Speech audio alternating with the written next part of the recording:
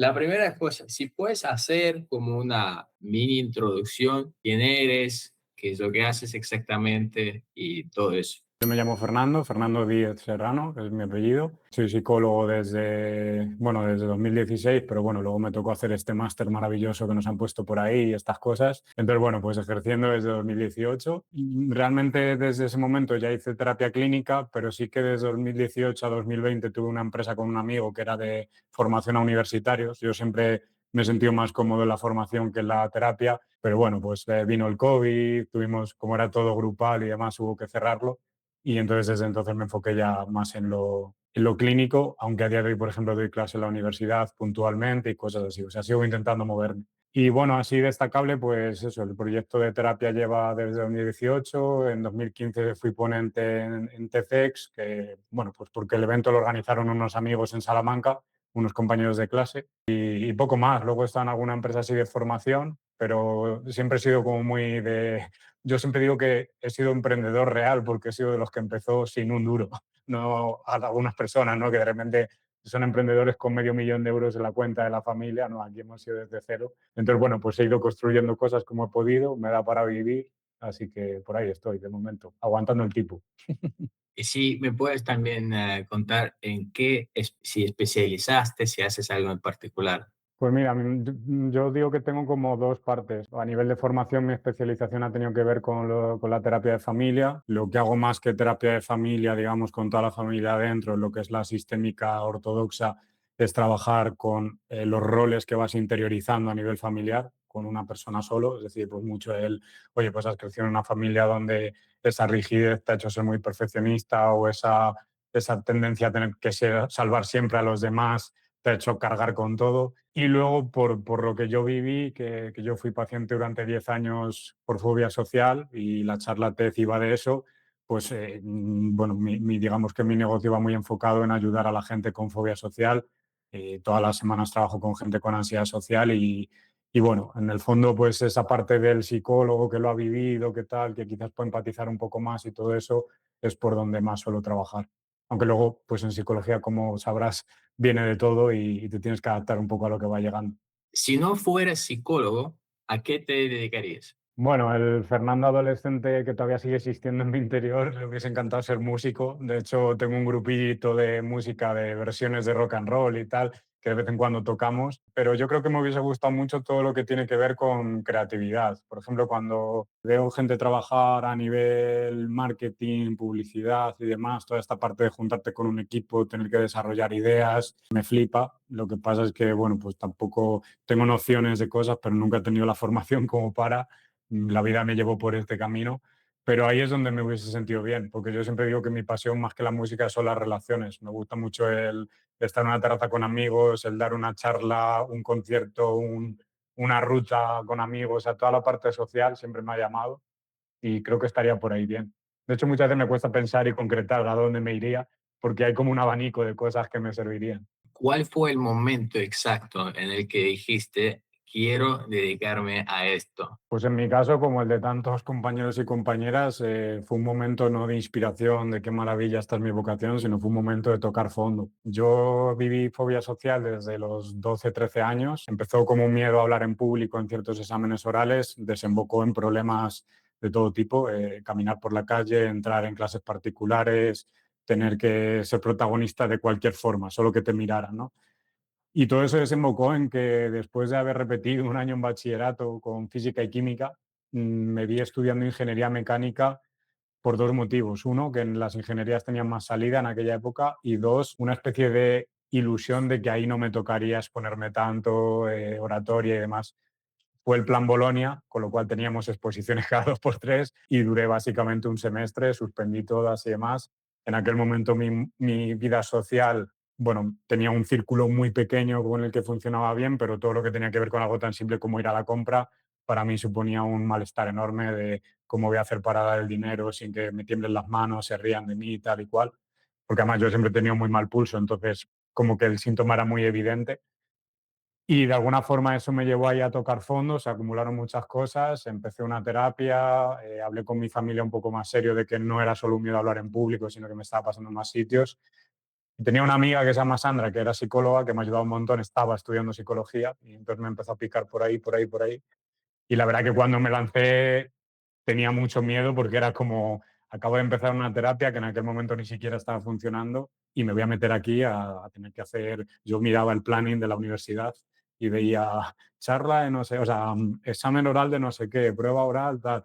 Sabía que iba a una ciudad como Salamanca muy social y fue así, fue un momento de como de que la forma de trabajar eso que me pasaba ya no dio más de sí, no valía solo con la voluntad y con el ser valiente o tal, y entonces pues desembocó ahí, en que la propia psicología lo que me fue ayudando dije, ostras, yo por aquí tengo algo que hacer. No sé si para ayudarme a mí o para ayudar a otros. Tampoco voy a ir de lo hice por ayudar a otros, no, creo que fue más egocéntrico que otra cosa el primer paso. ¿Cuál es el mito más extendido sobre la psicología que te vuelve loco? Pues para mí la idea de que todo el mundo debería ir a terapia. Y sé que soy muy contrario a lo que dice mucha gente. Yo soy muy defensor de que ahora mismo tenemos un porcentaje enorme, no te sé decir si un 70, un 80, un 90% de gente que viene a terapia por problemas que son sociales.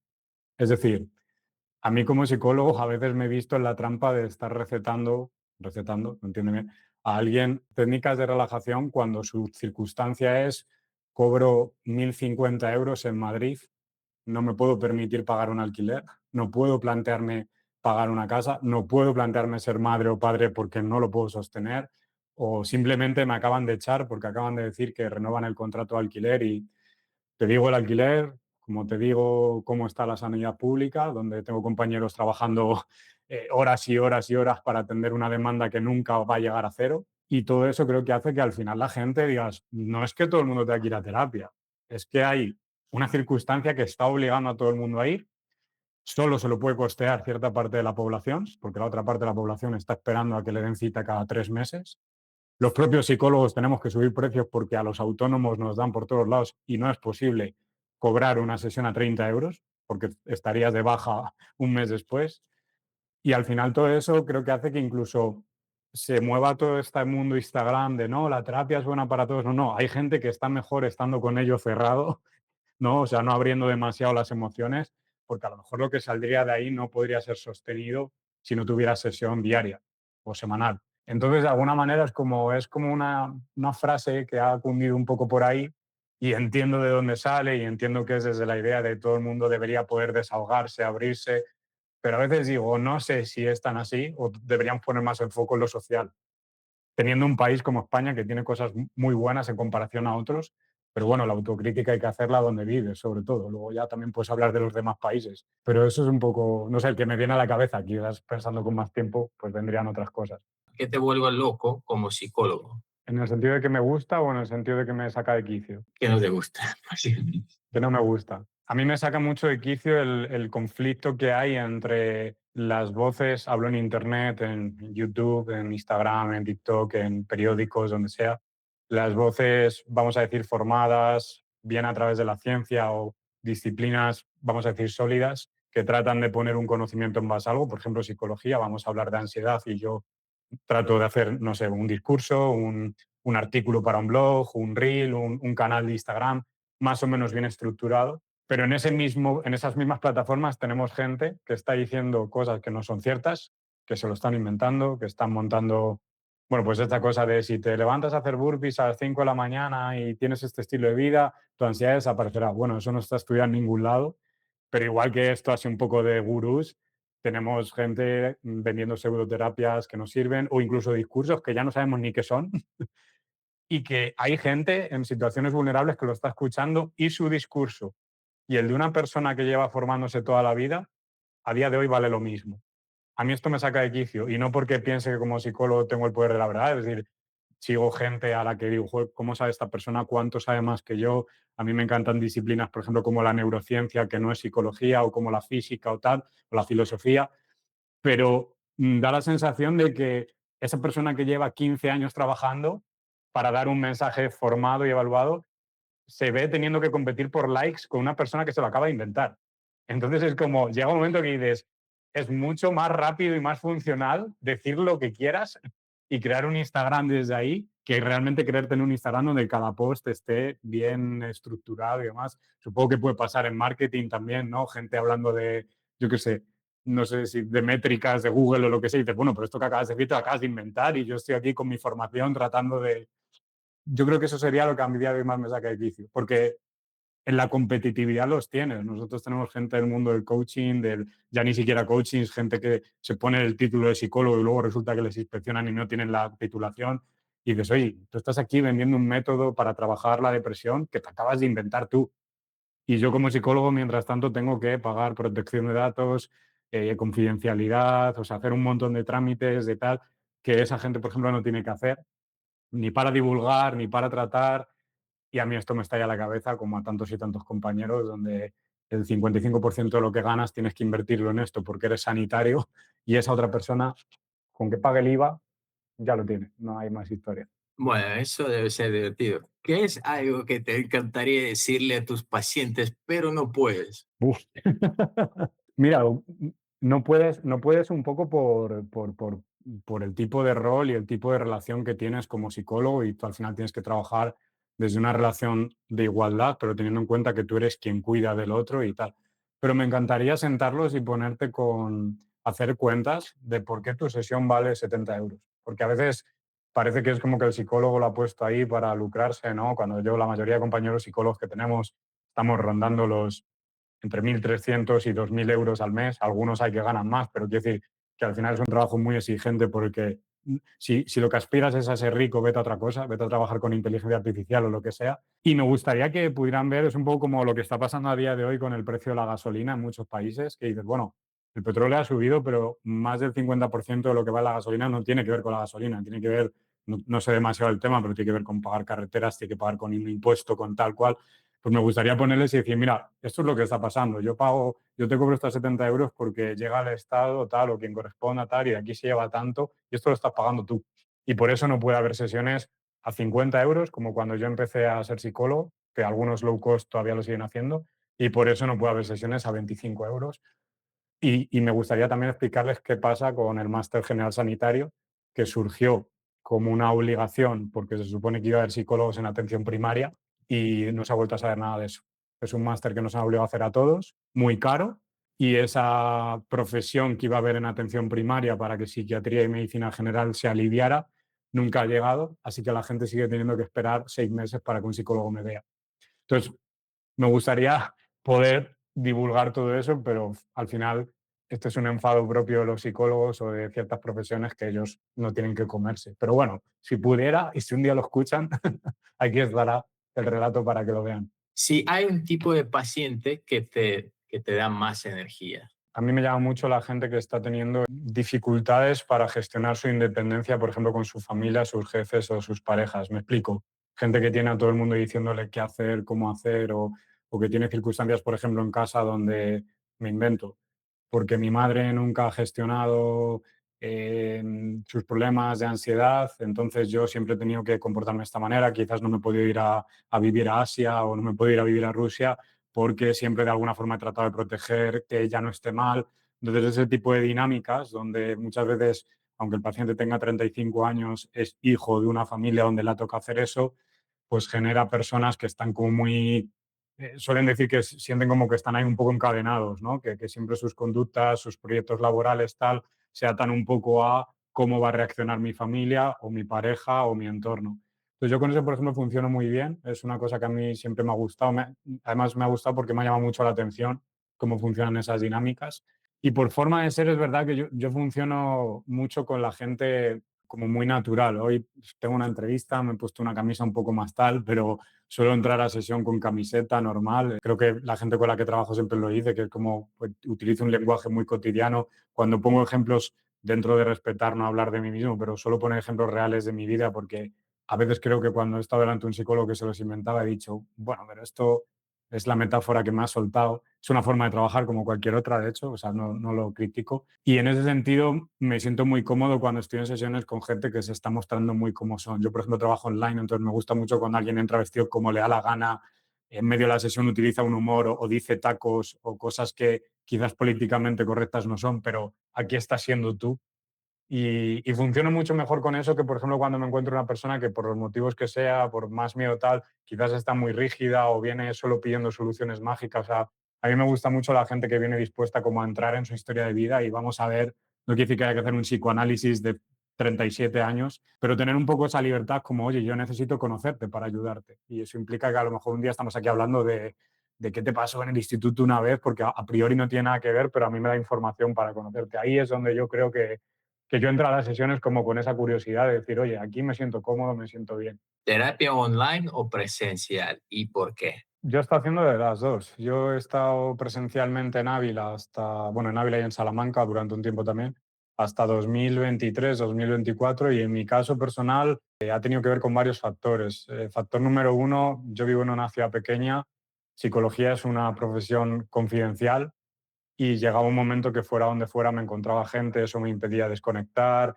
Muchas veces algún paciente era primo de un amigo mío, entonces en el bar empezaban a hablar, yo no sabía cómo comportarme porque no tiene que saber, ¿no? Ese tipo de cosas. Y también eso hizo que el no poder desconectar nunca del trabajo a mí me empezó a generar ciertas dificultades a nivel de salud física, vamos a decir, de burnout, ¿no? De quemarme, que de alguna forma empecé a ver que desde el online gestionaba de otra manera y bueno, pues al final yo soy un ser humano y también tengo que buscar mi manera de trabajar donde yo pueda estar sano.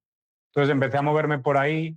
También ha habido épocas en las que mi familia materna es valenciana, mi hermano y mi madre son valencianos, entonces muchas veces iba para allá, me permitía compaginar y con el paso del tiempo, pues también, seamos honestos, pues cuando trabajas online quizás puedes ahorrar costes de alquileres, de tal, y pues si por un lado no suben 200 euros al mes de autónomos, por otro lado todos los gastos de empresa suben porque cada empresa sube gastos, pues por aquí vi una forma de decir, oye, pues de esta manera puedo sostener el trabajo, a nivel de salud lo llevo mejor. Y es verdad que yo en el trabajo no he notado una gran diferencia. Es decir, el 99% de la gente que tenía presencial pasó al online, han funcionado de maravilla, siguen viniendo.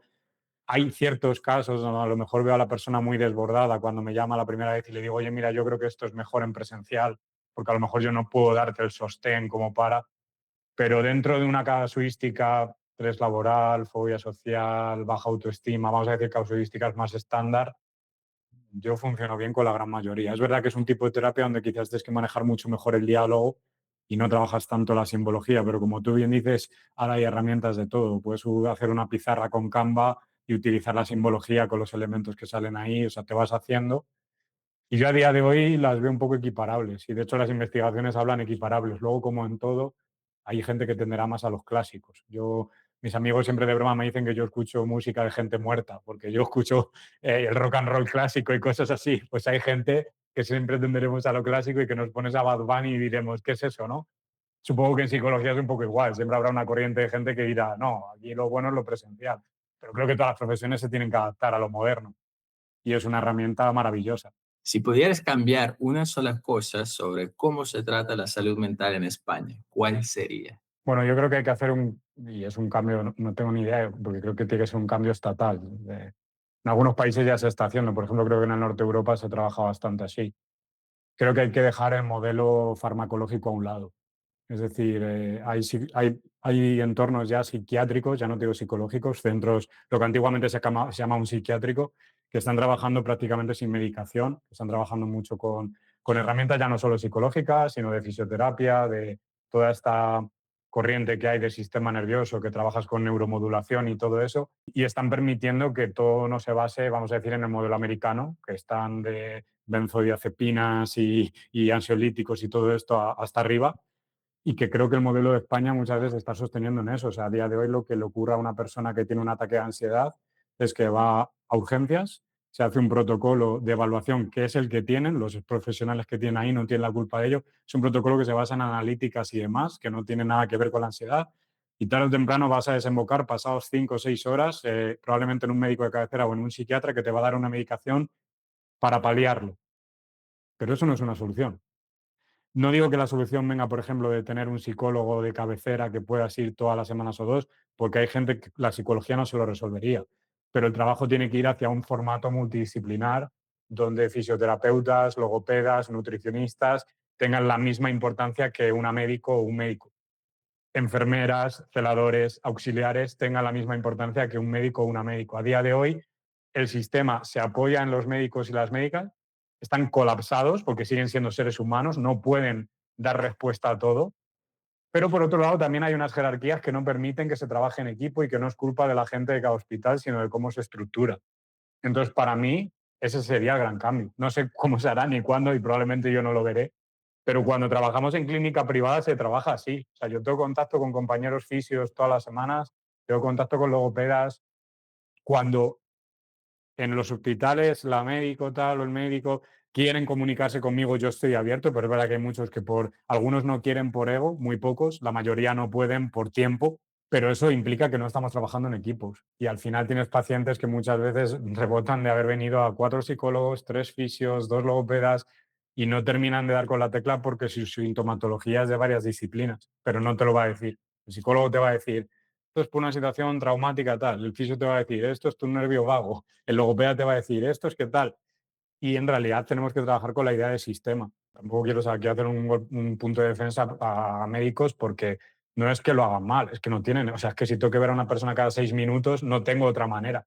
O sea, no puedo hacerlo de otra manera. ¿Cómo te encuentran la mayoría de tus pacientes ahora mismo? Pues mira, yo en mi caso, mi hermano tiene una empresa que se llama Simple Marketing, que es sobre todo está enfocada en el copywriting y en Google Ads.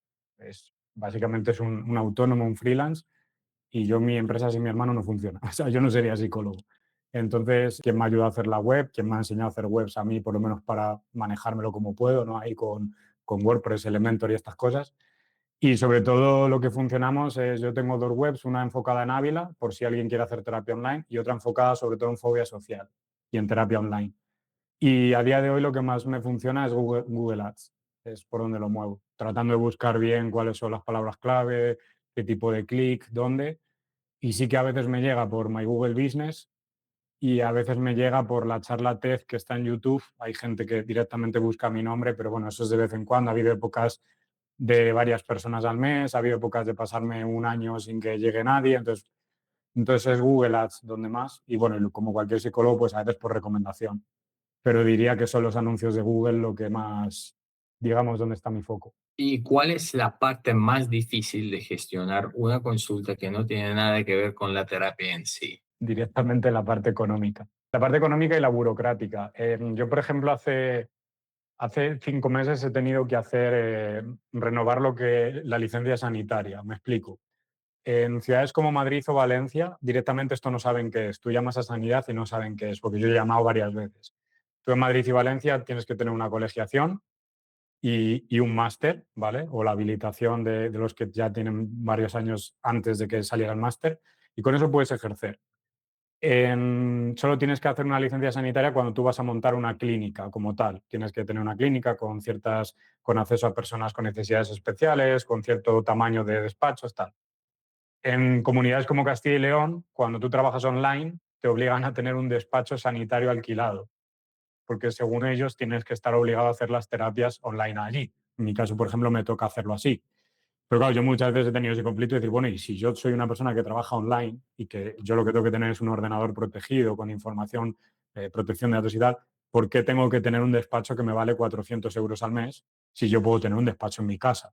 Entonces, ese tipo de cosas, que además son procedimientos que llevan 25 o 30 documentos que tú no tienes ni idea de qué hacer y que ahí, como tú bien dices, a mí me ayuda un montón la inteligencia artificial, porque si no, a lo mejor me hubiese tirado 4 meses preguntando a unos y a otros.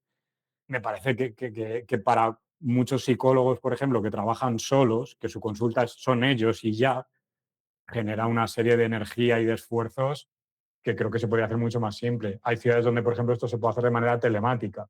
En mi ciudad tiene que ser presencial y en papel, yendo allí. A veces no están, a veces te contestan al email de malas formas. Lo siento mucho por quien me atendió, pero es que fue así. Y claro, todo eso hace que entre eso y luego todo lo que hay económico, ¿no? Yo tengo que ser autónomo, pagando con este nuevo sistema de tramos más de lo que pagábamos antes porque no está ayudando a nadie. O sea, se vendió como una forma de que pagaran más los que más ganan. Es mentira. A todo el mundo que ganamos 1.500 euros, 1.000, 2.000, nos han subido las cuotas 100 o 200 euros mensuales, lo que quiere decir 3.000 euros al año. Entonces es mucho dinero. Hay que pagar protección de datos, CRMs, para el tema hay que pagar plataformas de videollamadas que cumplan la protección de datos. Entonces, al final tienes cerca de 1.000 euros el día uno. Claro, esto cuando tú tienes una cartera de clientes, vale, pero ¿y cuando no lo tienes? Aparte te tienes que informar de cómo pagar todo, de cómo tal, llegas a un sitio de protección de datos, resulta que te están cobrando 600 euros cuando hay gente que cobra 200.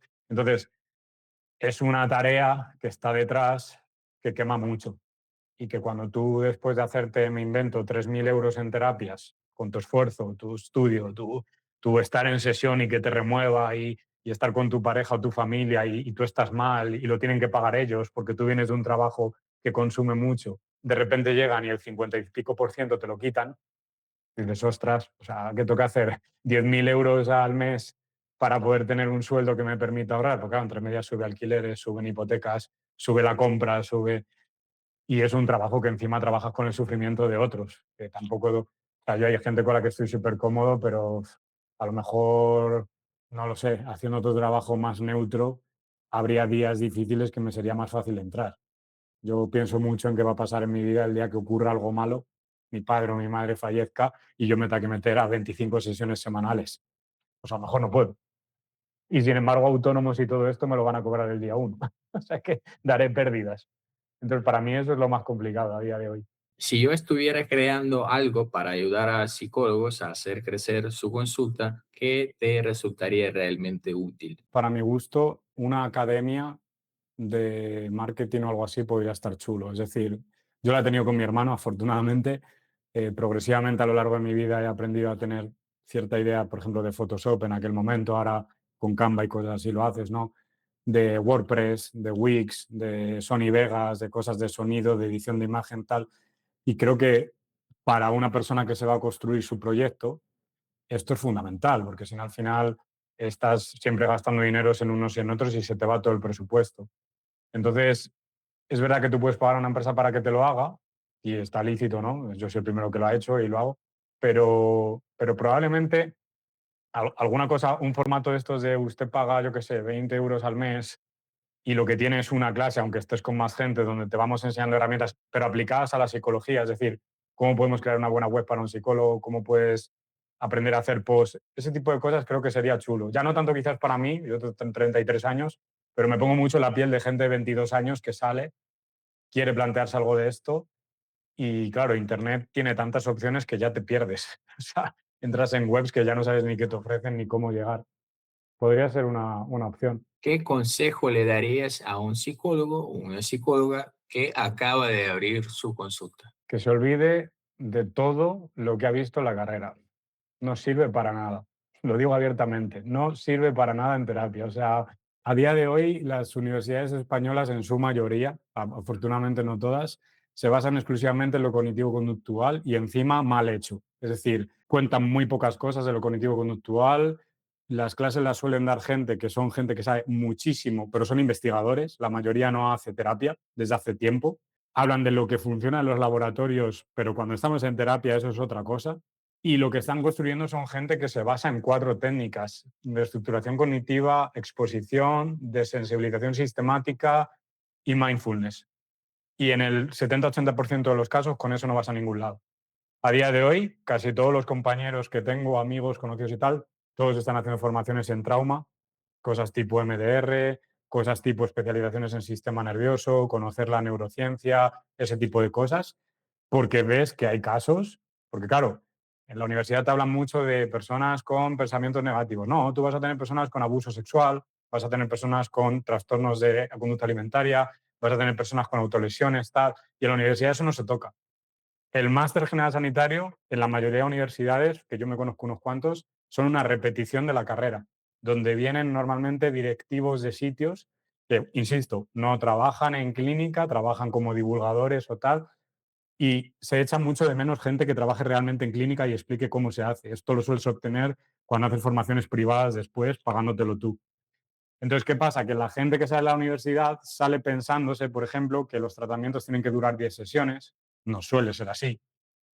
¿Por qué? No porque lo estés haciendo mal, sino porque la vida del paciente se mueve. En lo que tú vas haciendo tu planning, de repente se le ha muerto su perro, o le ha dejado su pareja, o le han echado del piso y te tienes que adaptar. Y entonces tu planning se va a tomar por saco. Entonces, yo para mí lo que les diría es te han metido una doctrina de esto va a ser así y te vas a dar cuenta de que esto no es así, que te tienes que buscar las vueltas para hacerlo lo mejor posible.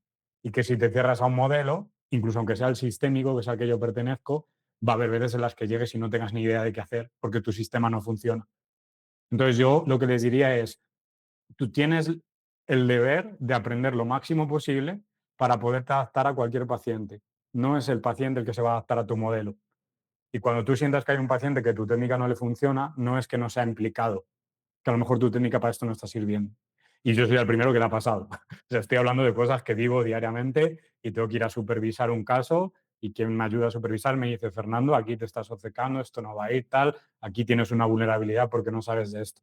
Yo es lo que les diría, porque creo que si no van a sentir una presión enorme como yo la sentí, de que si no eres capaz de resolver casos en 15 sesiones o si no eres capaz de resolverlo con lo cognitivo-conductual, entonces es que lo estás haciendo mal. No, porque la clínica no funciona como la universidad. La clínica es otra movida.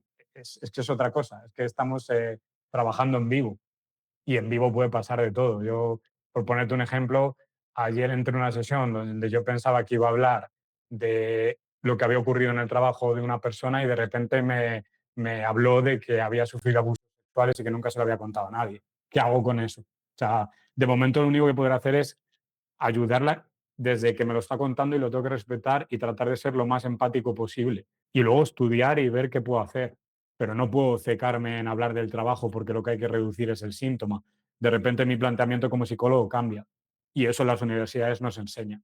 Se enseña una formación básica y luego mucha gente que ha ido a terapia pues va tirando con lo que ha aprendido en terapia con su psicólogo o porque tiene cualidades de escucha y tal, pero lo aprendes todo después. Si te debería haber preguntado, pero no lo hice. Si hay algo que... Visto que esto es algo más para que escuche la gente, que no es tanto, pues eso, no estamos en autopublicitarme ni nada, yo simplemente pues, por poner un mensaje a la gente es como el decir oye, que esta es una profesión en la que simplemente estar subsistiendo ya es complicado. O sea, hay personas que tenemos nuestro proyecto, hay personas que colaboran con alguien que les está pagando el 50% de la terapia y hay personas que están luchando por sacarse el PIR año tras año porque no sacan más plazas.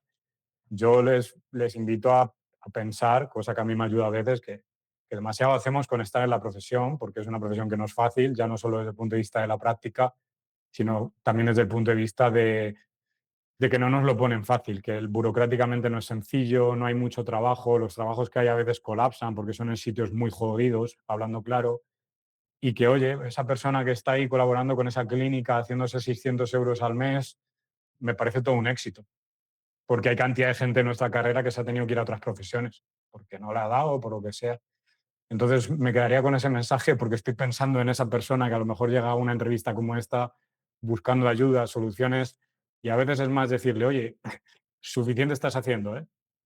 Y sigue dando tus pasitos, que tarde o temprano, pues yo mi clínica con 25 años no era nada, eran 5 pacientes viniendo ahí a la semana y ahora seguramente sea peor de lo que espero que sea dentro de un tiempo, pero bueno, pues ya me va dando para vivir, la gente está contenta, tengo casos que hago mal y que la gente dirá, este tío lo hizo fatal, pero en la mayoría funcionó bien y eso lo haces a través de ensayo-error, no queda otra. O sea, no hay otra manera de avanzar en esto. Me encanta. Es como terapia para terapeutas.